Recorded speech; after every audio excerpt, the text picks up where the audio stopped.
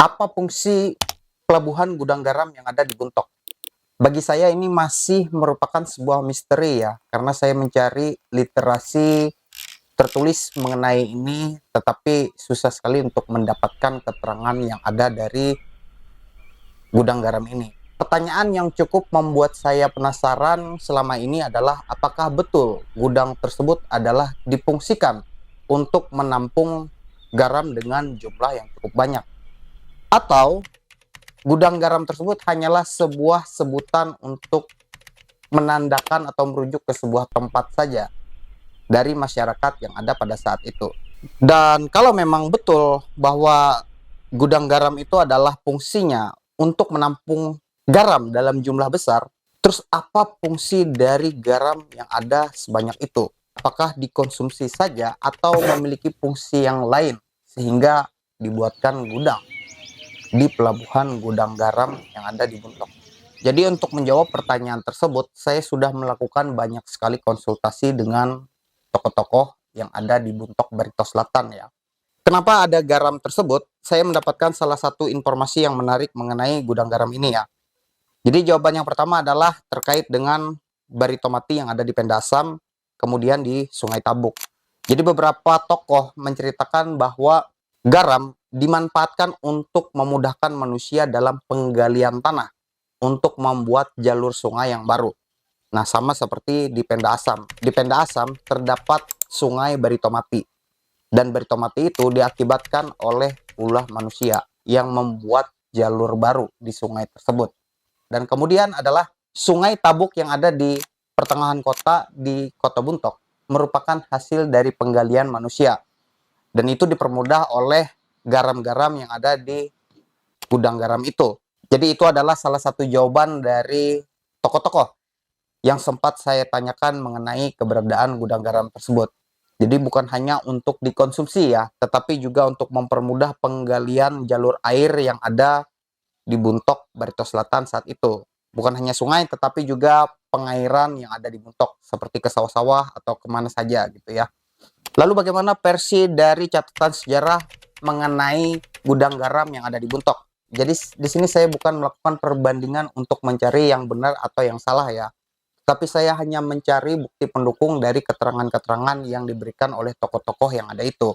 Nah, keadaan dari catatan yang saya dapatkan ini, semuanya tidak eksplisit menjelaskan seperti apa fungsi dari gudang garam yang ada di Buntok. Tetapi catatan yang saya dapatkan ini cukup memberikan gambaran seperti apa aktivitas gudang garam ketika masih aktif di zamannya. Jadi ada 3 catatan yang saya dapatkan setelah saya melakukan sedikit riset. Dan ketiga catatan yang saya dapatkan ini, saya dapatkan dari Hadi Seputra Meter Blogspot. Jadi catatan yang pertama yaitu dari FT Wessel yang menjadi seorang controller di Buntok saat itu di tahun 1911. Jadi FT Wessel di sini menceritakan seminggu pertama ketika dia baru pertama kali bertugas di Buntok. Dan FT Wessel ini menjelaskan siapa saja yang datang untuk berkenalan atau silaturahmi saat minggu pertama dia bertugas di Buntok kala itu. Seperti apa catatannya kita baca bersama-sama ya. Selama seminggu saya mendapatkan kunjungan dari Distrik Soap, Van Dusen, Kepala Distrik Barito, pengelola gudang garam, petugas vaksin, dan guru sekolah negeri. Semuanya adalah orang Dayak. Saya berkenalan dengan para pejabat itu.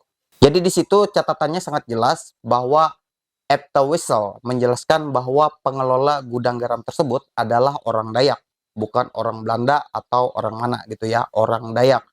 Dan pengelola dari gudang garam disebut sebagai seorang pejabat saat itu.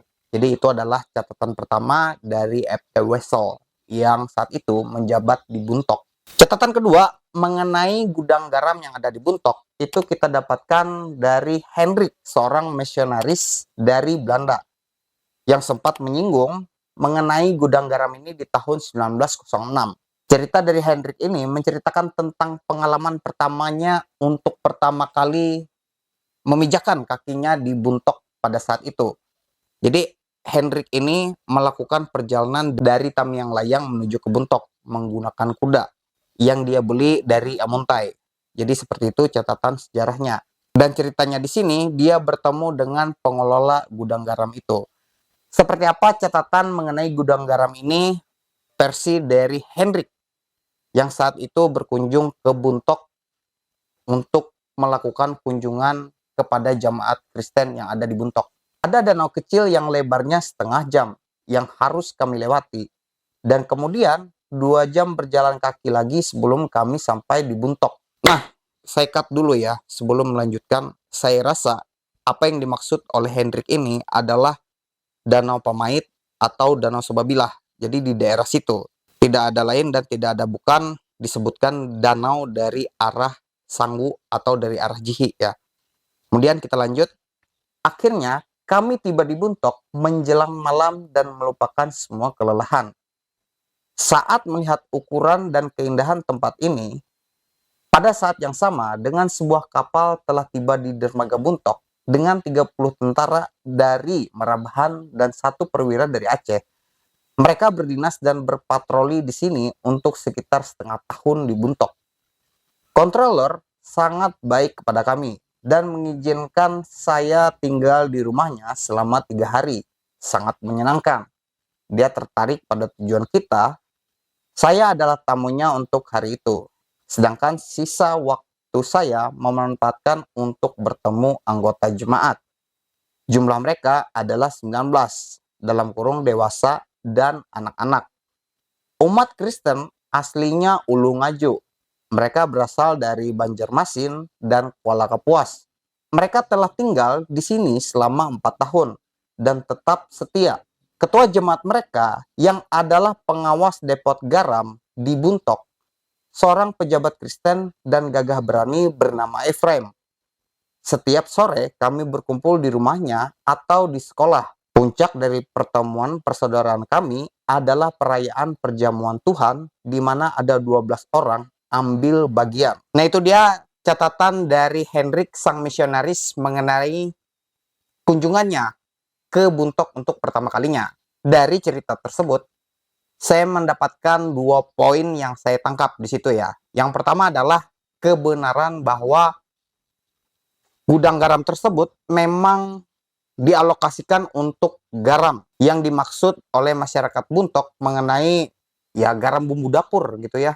Kemudian yang kedua adalah pengelola dari gudang garam tersebut adalah orang Dayak yang bernama Ephraim. Nah, barangkali Ephraim ini adalah keluarga dari salah satu pari atau duari yang sedang nonton video ini. Barangkali bisa menjawab ya siapa yang punya keluarga ini gitu ya.